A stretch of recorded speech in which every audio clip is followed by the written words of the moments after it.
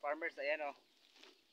Kanina pa tayong umaga nagsimulang maghakot mga ka-farmers, pero ayan, may natira pa at saka ayan pa. Mayroon pang stocking tayo mga ka-farmers, at saka doon sa kabila ay hindi pa natin nasimulan.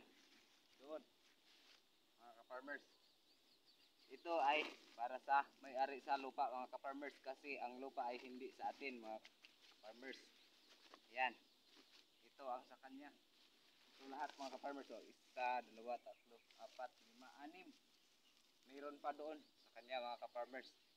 Kaya may kita din sila sa kanilang lupa mga ka-farmers. Hindi tayo madamot. Dito sa kamuti mga ka-farmers ay binigyan din natin sila. Kasi sa kanila naman yung lupa mga ka-farmers. Ganyan lang ang ating pagsasaka mga ka-farmers. Hindi tayo panghihinaan ng loob, kasi ang Panginoon ay ang may gawa sa lahat mga ka-farmers. Basta mabuti lang ang ating mga ginagawa ay tinutulungan naman tayo niya na hindi mawalan mga ka-farmers. Kaya saking muna tayo mga ka-farmers.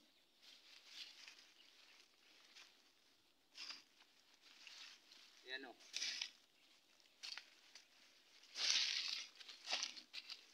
Yan mga ka-farmers. Kasi mayroon ng nagpapalapit na ulan mga ka-farmers. Paminsan-minsan ay may pagkulog na dito sa atin mga ka-farmers, pero malayo pa yon. Ulan na yan. Andun pa sa kabilang bundok. Kaya ayan.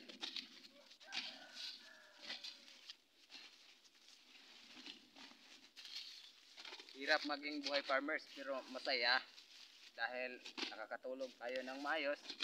Hindi tayo nangungutang.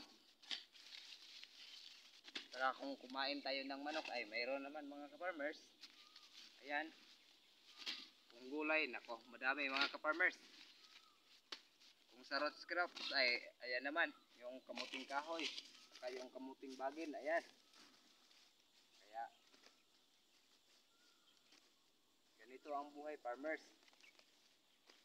Kahit na tayong mga farmers dito na maliliit dito sa Pilipinas ay walang busis, kasi ang mga malalaking negosyante lang ang mayroong busis dito sa atin.